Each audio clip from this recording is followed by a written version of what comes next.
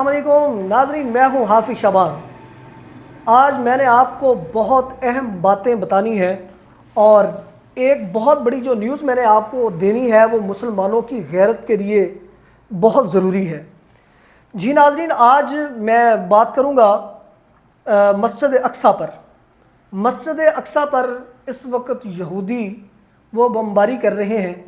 تو اس سے پہلے میں آپ کو یہ بتا دوں، مسجد اقصیٰ کی اہمیت پہ بات میں آگے چل کے کروں گا۔ اس سے پہلے میں آپ کو یہ بتا دوں کہ مسجد اقصیٰ اس کا رقبہ 1,44,000 مربع میٹر ہے اور اس کی جو لمبائی ہے وہ 784 گز ہے، اس کی جو چوڑائی ہے وہ 455 گز ہے اور اس میں جو ستون ہیں وہ 684 ہیں اور اس میں جو قندیلیں روشن ہوتی ہیں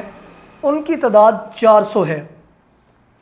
اور صفائی پر جو مسجد اقصیٰ میں صفائی پر مامور جو خادمین ہیں ان کی تعداد 700 ہے۔ اور اب میں آپ کو بتاتا ہوں کہ مسجد اقصیٰ یہ کہاں پر ہے اور پھر میں آپ کو اس کی اہمیت کے حوالے سے بتاؤں گا۔ مسجد اقصیٰ فلسطین میں ہے، یروشلم اس کا ایک علاقہ ہے، وہاں پر یہ مسجد اقصیٰ واقع ہے۔ اور مسجد اقصیٰ 3 جو مذاہب ہیں یہ ان کے لیے ایک مقدس جگہ ہے، جس میں عیسائی ہیں، یہودی ہیں اور مسلمان ہیں۔ بیسیکلی مسلمانوں نے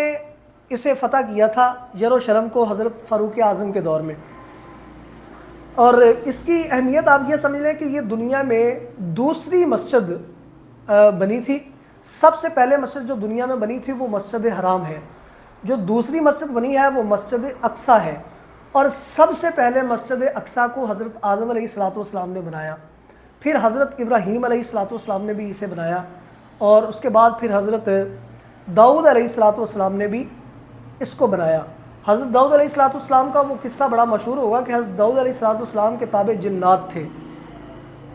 تو حضرت داؤد علیہ السلام نے مسجد کے اندر ایک شیشے کا حجرہ بنایا ہوا تھا جس میں وہ اللہ کی عبادت کیا کرتے تھے، رات دن اللہ کی عبادت میں وہاں مشغول رہتے تھے۔ وہاں بیٹھے بیٹھے ان کے ذہن میں یہ خیال آیا کہ اگر میں اللہ کو پیارا ہو گیا، اللہ کی طرف چلا گیا، تو پھر یہ مسجد کی تعمیر کیسے مکمل ہوگی۔ تو انہوں نے مسجد کی تعمیر پر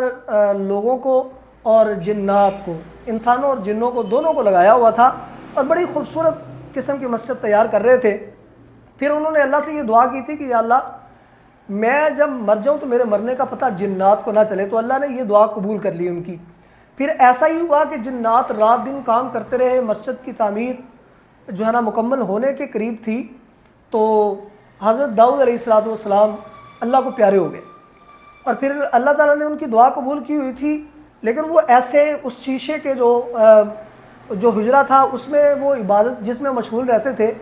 وہ اپنے آسے کے سائے پر، اپنے آسے کے آسرے پر وہ کھڑے رہے، جبکہ ان کی وہ اللہ کو پیارے ہو چکے تھے، اللہ کی طرف جا چکے تھے، لیکن پھر بھی یوں محسوس ہوتا تھا کہ جیسے وہ عبادت میں مشغول ہیں، اور جنات ان کو دیکھ کے مسجد کی تعمیر میں لگے رہے۔ پھر کیا ہوا، بلا آخر کہ ان کے آسے کو جو ہے نا یہ سیونک یہ لگ گئی، یہ جب لگی تو وہ آسے کی جانب جھکے، تو جنات کو پتہ چل گیا کہ حضرت داؤد علیہ السلام یہ تو اللہ کو پیارے ہو چکے ہیں، تو وہ وہاں سے بھاگ کر پہاڑوں کی طرف چلے گئے۔ اور دوسرا واقعہ میں آپ کو یہ بتاؤں کہ مسجد اقصیٰ وہ مسجد ہے جہاں نبی اکرم صلی اللہ علیہ وسلم نے تمام انبیاء علیہ السلام کی امامت کروائی تھی، اور وہاں پر نبی اکرم صلی اللہ علیہ وسلم کو امام الانبیاء کہا گیا تھا۔ مسجد اقصیٰ وہ اہمیت کی حامل جگہ ہے جہاں ہر پیغمبر نے، ہر نبی نے نماز پڑھی ہے۔ اس سے آگے اب میں آپ کو یہ بتاتا چلوں، جو اہم چیز ہے وہ یہ ہے کہ مسجد اقصیٰ کو مسلمان جو اس وقت اپنی مقدس جگہ سمجھتے ہیں، وہ اس لیے سمجھتے ہیں کہ 17 ماہ تک مسلمان مسجد اقصیٰ کی طرف منہ کر کے نماز پڑھتے رہے، مطلب مسلمانوں کا قبلہ اول بھی ہے مسجد اقصیٰ۔ 17 ماہ کے بعد پھر وہ چینج ہو گیا جب بیت اللہ بنا۔ اس کے بعد پھر میں آپ کو یہ بتاؤں کہ اس کے اندر ایک مقام ہے جس کا نام قبۃ الصغریٰ ہے، اس مقام کا نام قبۃ الصغریٰ ہے، اس مسجد کے درمیان میں ہے، اور اس میں نبی اکرم صلی اللہ علیہ وسلم کے نقش مبارک لگے ہوئے ہیں، اور مسجد اقصی یہ پہلا جو ہے نا قبلہ ہے مسلمانوں کا، اور نبی کریم صلی اللہ علیہ وسلم کے وہاں نشانات ہیں، نبی کریم صلی اللہ علیہ وسلم نے وہاں امامت کروائی اور یہ مسلمانوں کے جو ہے نا انڈر رہا،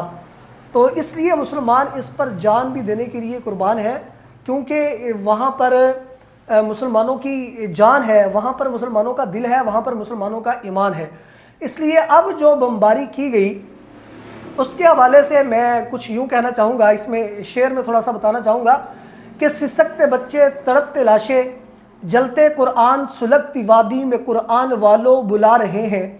لٹا کی عزت گنوا کی عصمت یہ لاش کس کی عیاں پڑی ہے،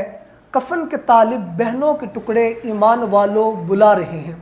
مسجد اقصی پوری دنیا کے مسلمانوں کو آج پکار رہی ہے، مسجد اقصی روتی ہے، پھر یہ تباہی کیوں ہوتی ہے؟ آج اگر مسلمان جاگ جائے اور قل جاء الحق وزہق الباطل ان الباطل کان زہوقا اس کی تشریح کو سمجھ جائے تو مسلمان کبھی بھی غلامی منظور نہیں کرے گا، مسلمان ہمیشہ سے آزاد رہا ہے۔ یروشلم یہ وہ جگہ ہے جہاں پر علماء کہتے ہیں کہ قیامت کا آغاز بھی وہیں سے ہوگا، اور دوسری اس کی اہمیت یہ ہے کہ حضرت فاروق اعظم کے دور میں مسلمانوں کا ایک لشکر آیا تھا اسے فتح کرنے کے لیے، تو اس کی دیواریں بہت اونچی اونچی اس کی دیواریں تھی یروشلم کی، اور جو یروشلم کے لوگ تھے ان لوگوں نے جو ہے نا اس حویلی کے اندر جا کے اس کے جو دروازے ہیں وہ بند کر لیے تھے،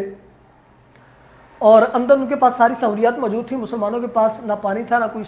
سہولت تھی، تو مسلمان باہر کھڑے رہے۔ پھر ان کے جو جید علماء ہیں یہودیوں کے، انہوں نے جو ہے نا دیواروں کے اوپر سے جو ہے نا وہ دیکھ کے مسلمانوں کو مخاطب کیا اور کہا کہ مسلمانوں تم اسے قیامت کی صبح تک فتح نہیں کر سکتے، ہاں ایک صورت میں کر سکتے ہو، ہماری کتابوں میں جو موجود ہے کہ تمہارے درمیان ایک درویش صنف انسان اور ایک درویش صنف مجاہد موجود ہونا چاہیے، لیکن آپ میں سے وہ مجاہد ہمیں کوئی لگ نہیں رہا۔ تو پھر کہتے ہیں کہ وہاں پر حضرت امیر المومنین حضرت عمر رضی اللہ تعالیٰ عنہ کو جو ہے نا پیغام بھجوایا گیا کہ آپ آئیں، آپ کے اندر وہ خاصیت موجود ہے جو یہ بتا رہے ہیں، تو آپ کے آنے سے یہ یروشلم جو ہے نا یہ فتح ہو جائے گا۔ تو حضرت فاروق اعظم وہاں سے آئے، ایک غلام تھا ساتھ اور خود تھے، اور گھوڑا تھا یا اونٹ تھا، تو یہ واقعہ بہت مشہور ہے کہ حضرت امیر المومنین جب ایک غلام کے ہمراہ ساتھ چلے تو آدھا راستہ غلام بیٹھتا تھا سواری پر اور امیر المومنین اس کی جو لگام پکڑ کے آگے آگے چل پڑتے تھے، اور آدھا راستہ امیر المومنین حضرت عمر رضی اللہ تعالیٰ عنہ اوپر بیٹھتے تھے اور وہ غلام نکیل پکڑ کے آگے چل پڑتا تھا۔ جب یروشلم قریب آیا تو باری غلام کی اوپر کے بیٹھنے کی تھی، تو امیر المومنین اترے اور غلام کو کہا کہ آپ بیٹھ جاؤ، کہا کہ نہیں اب یروشلم قریب آ گیا، آپ ہمارے امیر المومنین ہیں، آپ خلیفہ وقت ہیں، آپ حکمراں ہیں، تو آپ بیٹھیں، یہ آپ کی شایان شان ہے، لوگ کیا سمجھیں گے، تو اس لیے مجھے بھی یہ محسوس ہوتا ہے، تو آپ بیٹھیں، اگر میری باری ہے تو میں اپنی باری بھی آپ کو دیتا ہوں۔ لیکن اس پہ امیر المومنین سخت ناراض ہوئے اور کہا کہ یہ آپ کی باری ہے، اور غلام کو بٹھایا اور خود نکیل پکڑ کے آگے چلے۔ اور جب یروشلم کے وادی میں یروشلم کے علاقے کے لوگوں نے دیکھا کہ جو ہے نا دو سوار آ رہے ہیں، ایک پیدل چل رہا ہے اور ایک بیٹھا ہوا ہے، تو جو اوپر بیٹھا ہوا تھا لوگوں نے یہ سمجھا کہ یہ ان کا خلیفہ وقت ہے، یہ امیر المومنین ہے ان کا، اور یہ ان کا حکمران ہے۔ لیکن جب ان کو بتایا گیا کہ یہ نہیں ہے، جس نے نکیل پکڑی ہوئی ہے وہ ہے، تو یہ حیثیت دیکھ کر اور یہ عاجزی دیکھ کر انہوں نے ہاتھ کھڑے کر دیے تھے کہ اس قوم کے ساتھ ہم جنگ نہیں لڑ سکتے، اور خون خرابے کے بغیر کسی کو مارے، قتل کیے، قتال کیے یروشلم کو فتح کر لیا تھا، اور تب سے یروشلم مسلمانوں کے انڈر رہا اور مسلمان اس پہ حاکم رہے۔ اور اس کے بعد کیونکہ وہ مقدس جگہ تھی، اس کے بعد اس نے طارق بن زیاد نے جب فرانس اسپین پہ حملہ کیا تو یہاں پر پھر یروشلم